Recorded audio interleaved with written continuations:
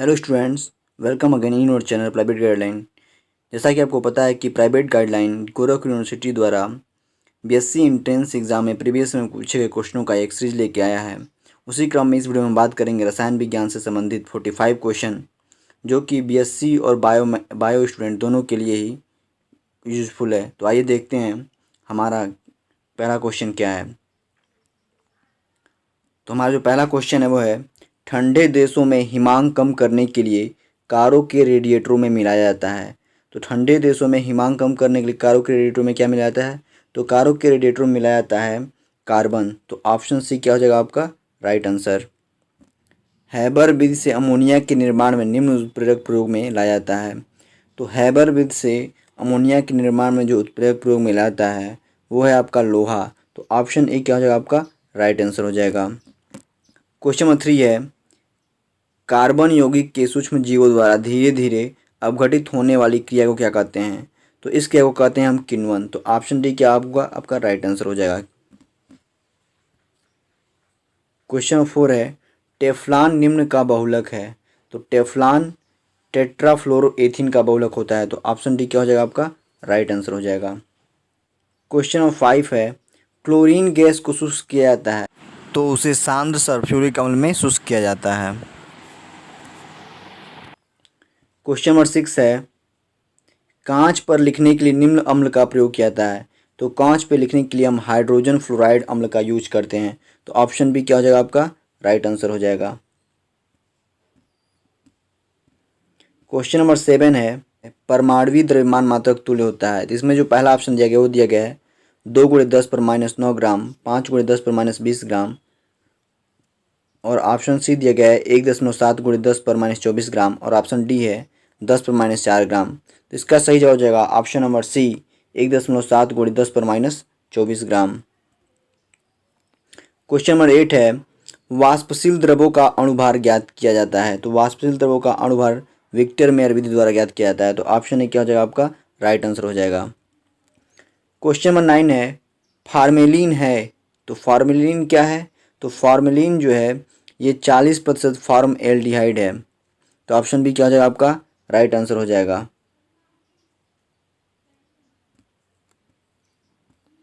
Question number 10 है, starch निम्न विलयन में चटक नीला देता है। स्टार्च जो है किस विलयन में चटक नीला देता है? इसमें जो पहला ऑप्शन है क्लोरीन के जलीय विलयन में, ऑप्शन बी है अमोनिया के जलीय विलयन में, ऑप्शन सी है आयोडीन के विलयन में, और ऑप्शन डी है उपयुक्त में से कोई नहीं। तो इसका सही हो जाएगा आयोडीन के विलयन में। तो ऑप्शन सी क्या हो जाएगा आपका राइट आंसर हो जाएगा। क्वेश्चन नंबर 11 है, इंजाइम होते हैं।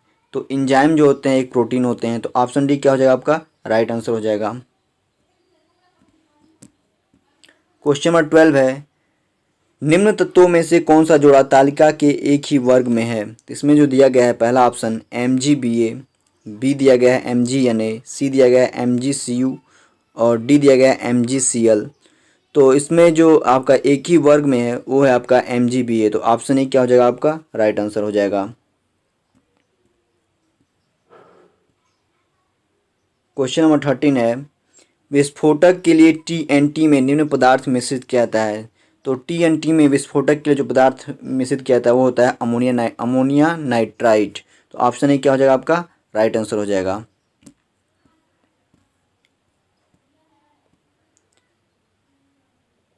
क्वेश्चन नंबर 14 है, ऐसे यौगिक जिनके अणुसूत्र समान होते हैं परंतु गुण भिन्न भिन्न होते हैं। तो ऐसे यौगिक क्या कहते हैं जिनके अणुसूत्र समान हो परंतु गुण भिन्न हो, ऐसे यौगिकों को हम कहते हैं समावयवी। तो ऑप्शन सी क्या हो जाएगा आपका राइट आंसर हो जाएगा। क्वेश्चन नंबर 15 है, ऐसे रासायनिक परिवर्तन जिसमें ऊष्मा मुक्त होती है कहलाते हैं। तो ऐसे परिवर्तन को हम कहते हैं ऊष्माक्षेपी परिवर्तन। तो ऑप्शन डी क्या हो जाएगा आपका राइट आंसर हो जाएगा। क्वेश्चन नंबर 16 है, शुष्क सेल में विध्रुवक का कार्य करता है। तो शुष्क सेल में विध्रुवक कार्य कौन करता है? पहला ऑप्शन है सल्फ्यूरिक अम्ल, दूसरा है सोडियम क्लोराइड, तीसरा है मैग्नीज डाइऑक्साइड, और चौथा है पोटेशियम हाइड्रोक्साइड। तो इसका सही हो जाएगा मैग्नीज डाइऑक्साइड। तो ऑप्शन सी क्या हो जाएगा आपका राइट आंसर हो जाएगा। क्वेश्चन नंबर 70 है, ऑक्सीकरण में इलेक्ट्रॉन ग्रहण होते हैं, ऑप्शन बी न्यूट्रॉन पृथक होते हैं, ऑप्शन सी इलेक्ट्रॉन पृथक होते हैं और ऑप्शन डी है न्यूट्रॉन ग्रहण होते हैं। तो एक्सीकरण में इलेक्ट्रॉन पृथक होते हैं, तो ऑप्शन सी क्या हो जाएगा आपका राइट आंसर हो जाएगा। क्वेश्चन नंबर जो 18 है, एरोसाल है, यहाँ पे एटोसाल लिखा है लेकिन एरोसाल होता है, एरोसाल है तो एरोसाल क्या होता है, एरोसाल जो होता है पहला ऑप्शन दिया गया है गैस का गैस में विलयन, दूसरा दिया गया है गैस का द्रव में विलयन, तीसरा है ठोस का ठोस में विलयन और तीसरा डी है द्रव का गैस में विलयन। तो एरोसाल जो होता है वो द्रव का गैस में विलयन होता है, तो ऑप्शन डी क्या हो जाएगा आपका राइट आंसर हो जाएगा। क्वेश्चन नंबर 19 है, एमरी कहलाता है, तो एमरी पहला ऑप्शन दिया गया है सोडियम हाइड्रोक्साइड, दूसरा है अशुद्ध एल्यूमिना, तीसरा है पोटेशियम नाइट्रेट और चौथा है अमोनियम क्लोराइड। तो एमरी किसे कहते हैं, एमरी जो कहते हैं अशुद्ध एल्यूमिना को कहते हैं, तो ऑप्शन बी क्या हो जाएगा आपका राइट आंसर हो जाएगा। एमरी जो होता है शुद्ध एल्यूमिना होता है। क्वेश्चन नंबर 20 है, बेकेलाइट प्लास्टिक प्राप्त होता है, पहला ऑप्शन है एथिलीन के बहुलकीकरण से, ऑप्शन बी है फिनाल तथा फार्मेल्डिहाइड की अभिक्रिया से, सी है यूरिया तथा फार्मेल्डिहाइड की अभिक्रिया से और डी है वाइनल क्लोराइड ही बहुलीकरण से, वाइनल क्लोराइड के बहुलीकरण से। तो इसका सही जवाब हो जाएगा ऑप्शन नंबर बी फिनाइल तथा फार्मेल्डिहाइड की अभिक्रिया से। डी है अभिक्रिया CaCO3 CaO प्लस CO2 बूझे चूने में पूर्ण होती है, इसका कारण क्या है, तो इसका कारण है CO2 लगातार निकलता रहता है, तो ऑप्शन डी क्या हो जाएगा आपका राइट आंसर हो जाएगा।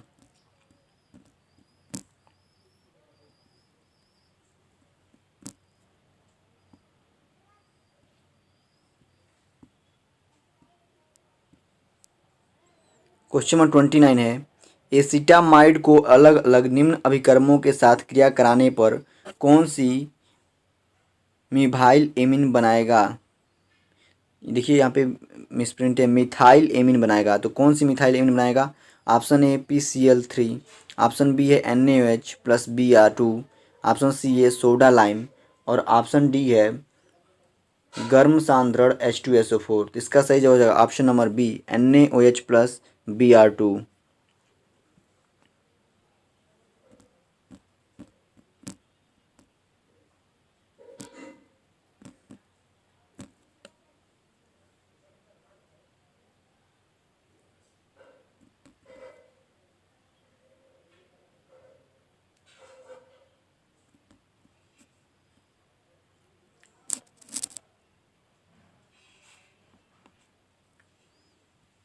क्वेश्चन नंबर 30 है, बेंजीन में प्रत्येक कार्बन परमाणु इस संकरण अवस्था में है, बेंजीन में प्रत्येक कार्बन परमाणु इस संकरण अवस्था में है, तो किस संकरण अवस्था में है, पहला जो है sp3, ऑप्शन बी है sp2, ऑप्शन सी है sp और ऑप्शन डी है s3p।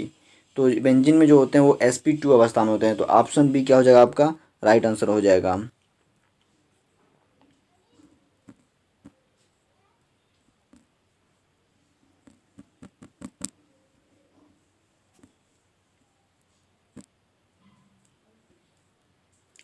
क्वेश्चन नंबर 31 है, विलयनों के युग्म जो दी गई परिस्थितियों में समान प्राशर दाब रखते हैं वे कहलाते हैं, तो उसे हम क्या बोलते हैं, उसे हम बोलते हैं आइसोटॉनिक। तो ऑप्शन डी क्या हो जाएगा आपका राइट आंसर हो जाएगा।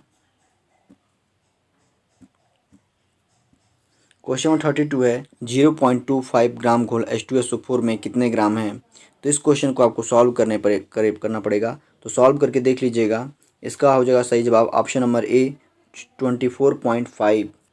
क्वेश्चन नंबर 33 है, क्वार्ट्ज के कण बंधे होते हैं, पहला जो है विद्युत आकर्षण बल से, दूसरा है वान डेर वाल बल से, तीसरा है सहसंयोजक बंध के बल से और डी है प्रबल स्थिर विद्युत आकर्षण बल से। तो क्वार्ट्ज के जो कण होते हैं वो बंधे होते हैं सहसंयोजक बंध के बल से, तो ऑप्शन सी क्या हो जाएगा आपका राइट आंसर हो जाएगा।